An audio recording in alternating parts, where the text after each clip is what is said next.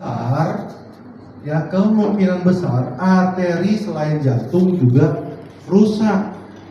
Makanya ada juga orang yang sakit jantung dengan stroke, karena yang rusak adalah arteri di otak. Ada juga orang yang sakit jantung dengan cuci darah, karena yang rusak adalah arteri di ginjal. Penyebabnya apa sih, dok? Seperti ini, ya, terutama gula. Gula adalah perusak pembuluh darah nomor 1. Selain itu darah tinggi, asap rokok, ya, kolesterol yang tinggi juga merusak pembuluh darah. Kalau sudah rusak di satu tempat, sangat mungkin kemungkinan di tempat yang lain juga rusak. Oleh karena itu, sebelum rusak, dikontrollah faktor risikonya.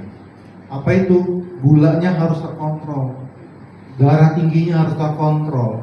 Terus muncul pertanyaan klasik, dok, saya takut nanti kalau saya minum obat tensi terus nanti saya cuci darah, ginjalnya rusak. Salah. Justru kalau tensinya tidak dikontrol, pasti rusak ginjalnya. Pasti dalam waktu 3, 4, atau 5 tahun. Ya, itu fungsi ginjalnya pasti menurun, akhirnya cuci darah. Ya, karena memang pembuluh darahnya dirusak sama tensi atau sama gulanya.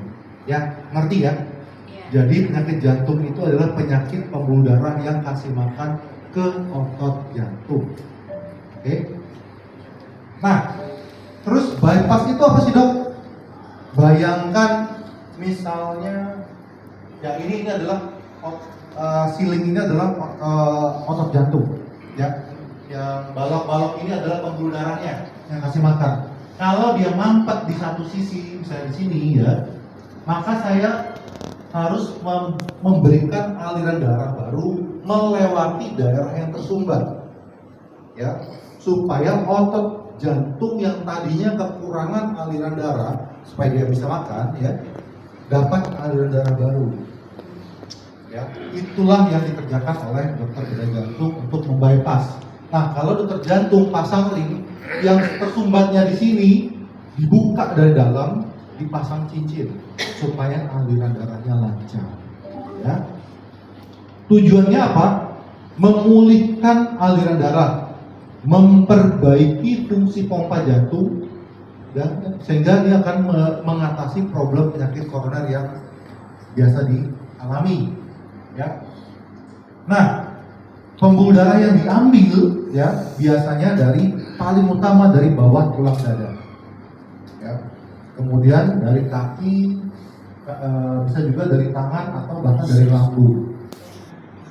Ya, semuanya ini diambil untuk membypass pembuluh darah yang tersumbat. Dok, kapan yang di tangan, kapan yang di kaki itu tergantung kondisi pasien masing-masing. Misalnya ada orang yang ada luka diabetes, nggak mungkin dong saya ambil dari kakinya. Kalau saya ambil nanti lukanya nggak sembuh-sembuh, ya, gitu. Nah, dok, kapan sih di bypass? Ini jawabannya, ya. Kalau sumbatannya berat, mengenai 3 pembuluh darah jantung utama, ya. Pembuluh darah jantung utama itu ini. Yang ini satu di sisi kanan, 2 di sebelah kiri. Itu tersumbat 3-tiganya, sebaiknya di bypass.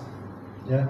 Kalau pembuluh darah utama sebelah kiri tersumbat, jadi sebelah kiri itu ada satu segmen kecil, ya, yang akan memberi cabang ke 2 pembuluh darah utama. Nah, kalau yang segmen kecil ini tersumbat, itu indikasi, salah satu indikasi untuk di bypass. Terus gagal dipasang ring, ya, itu juga indikasi, ya, nggak bisa masuk kawatnya atau wayarnya, nggak bisa dikembangkan balonnya, itu salah satu indikasi. Karena saya juga beberapa kali untuk pasien seperti ini, terutama pada penyakit-penyakit atau pasien yang mempunyai pemberat, ya, misalnya diabetes, itu lebih bagus kalau di bypass. Terus sebaiknya kapan dipasang ring? Bila mengenai 1-2 pembuluh darah yang sederhana, ya. Terus serangan jantung yang baru terjadi, itu paling bagus kalau dipasang ring. Terus lesi yang tidak kompleks atau hanya 1-2 bahkan 3 tapi gampang nih dipasang cincinnya, itu bagus kalau dipasang ring, ya. Nah, data ini menunjukkan ya